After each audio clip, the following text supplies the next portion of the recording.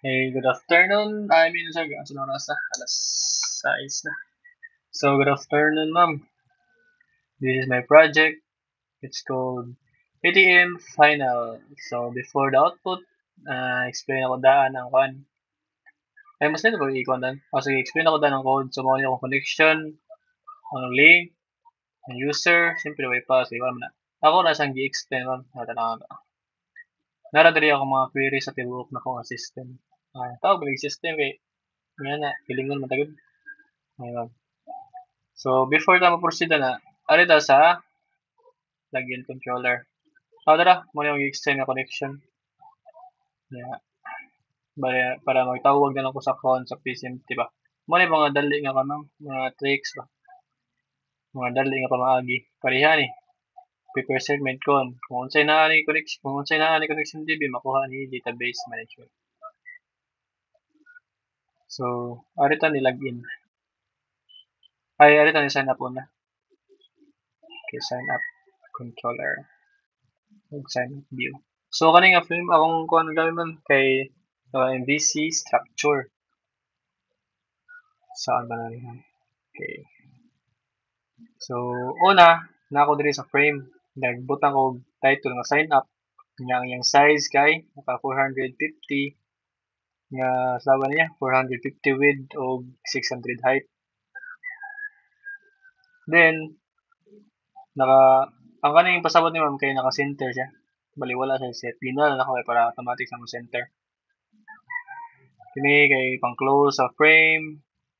Kani kay akong layout kay naka-border layout. Bali duha ang layout ang ganito ma'am.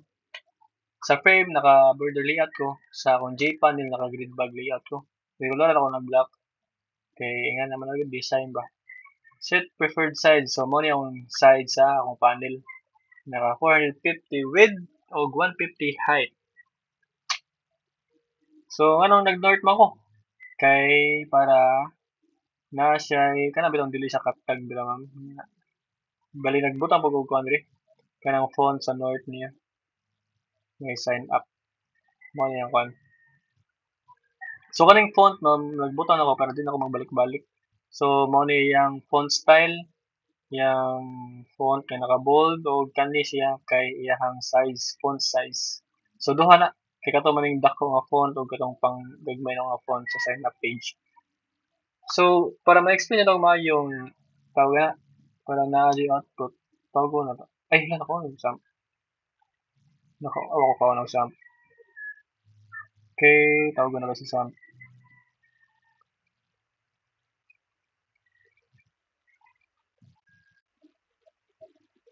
Okay, start.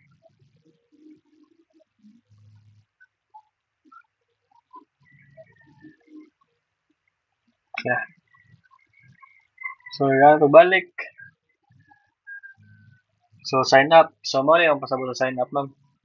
Mo ang nasa north niya. Nga, naa siya naka 450 ang iyahang width o 150 height. Kanang 450 man, kay 450 man diri iyahang kuan, yang size daan. So, mo ang akong big font o font, tara font. Dali mo yung font. Kani big font, kani font. So, mo akong mga kuan. So, akong gamit ani, kay naka grid bag layout kani sila kanan. Grid bag layout na siya. So, sa center nako nagbutang og mga kanay mga components ani ng email, text field, name field.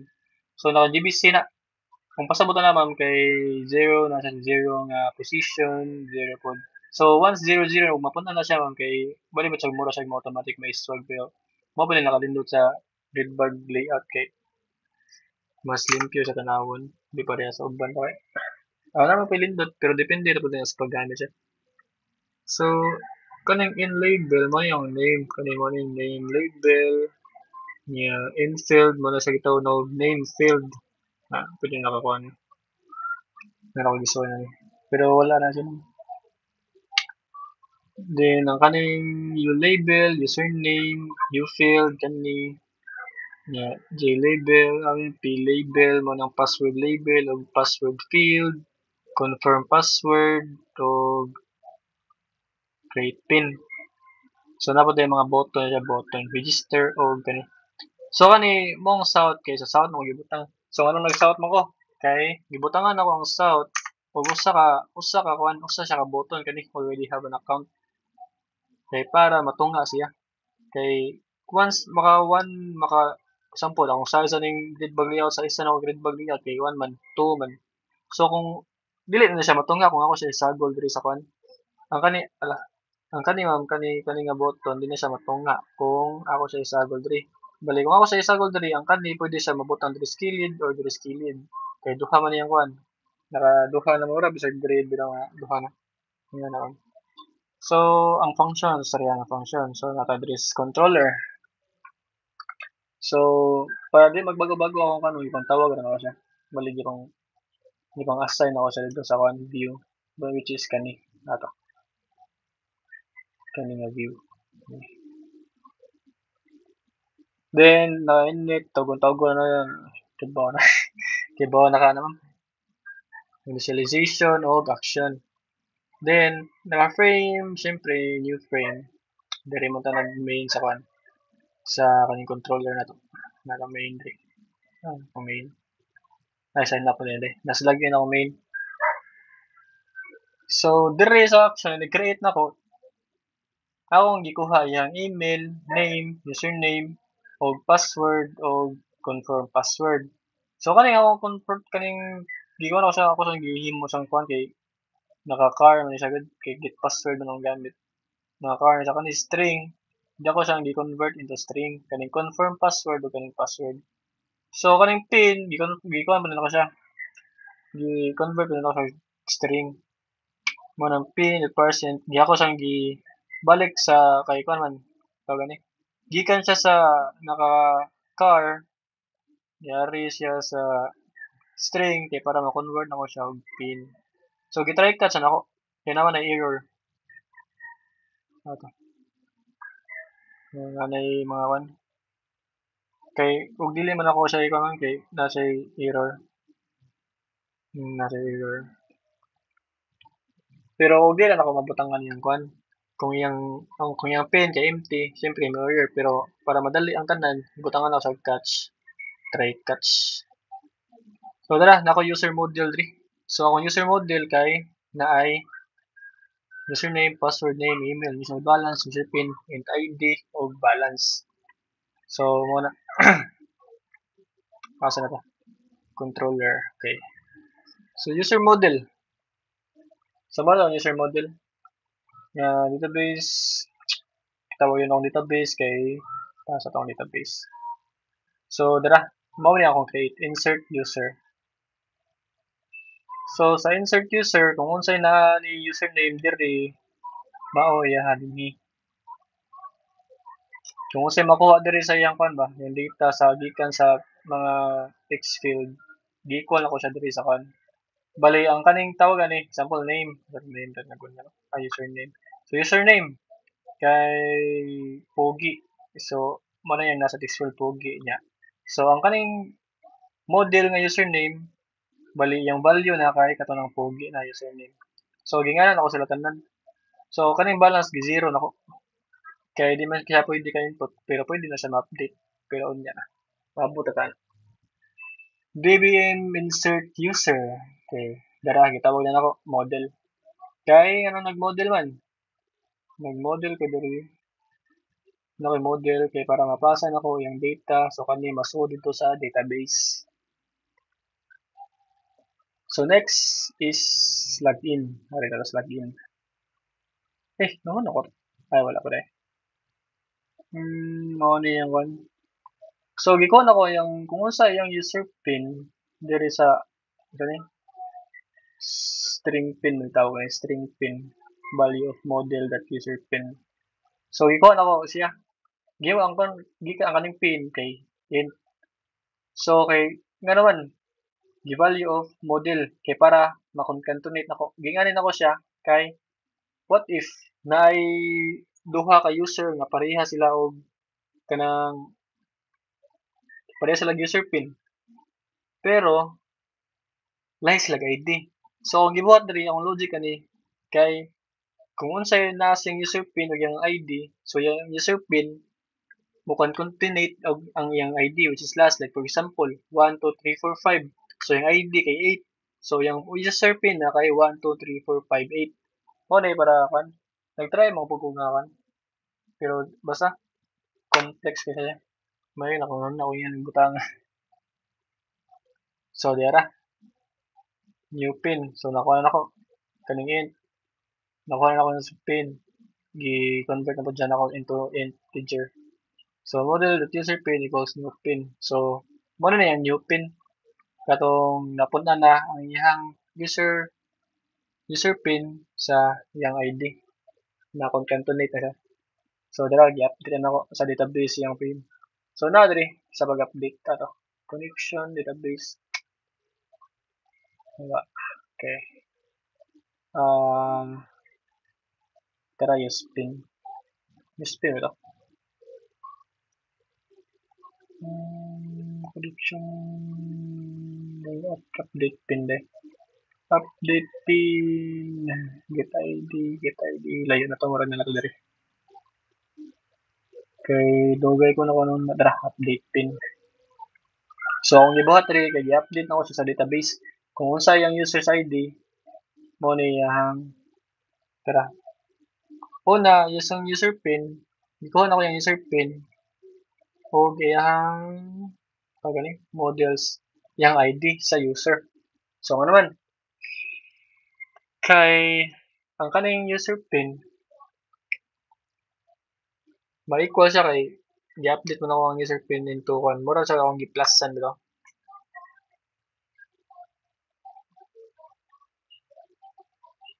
So kung usa yung mo dito, ma-update ako dito. Nga nakadepende sa ID. Ma-update ako yung user pin, nakadepende sa ID. So mo na yung prepared statement nga mo sa dara mo tira sa basta mo execute og code ani. Kani ma'am. May post ani. So dara gi-execute na ako yung ID. Then asa na ta?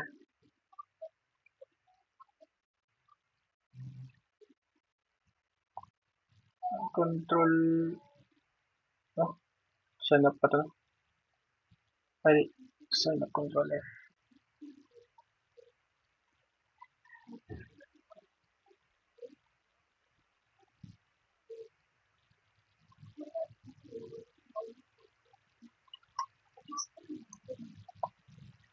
Okay.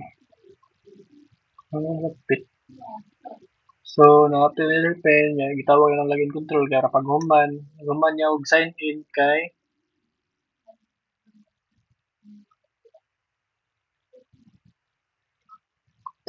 tawag na maato siya sa login controller which is kani. So, kung unsa mga error niya, kung registration your pin is so after malagin, makita niya ang pin nga yung updated pin. Kung unsa yang gi kuan nga ID kay makita niya ang pin yung gusto nga pin pero mapunan siya og ID.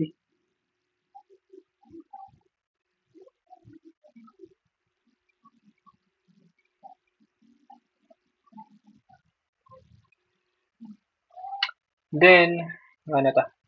More than a day. So, let's log in. Okay, what save? Why did I just... No, I don't save.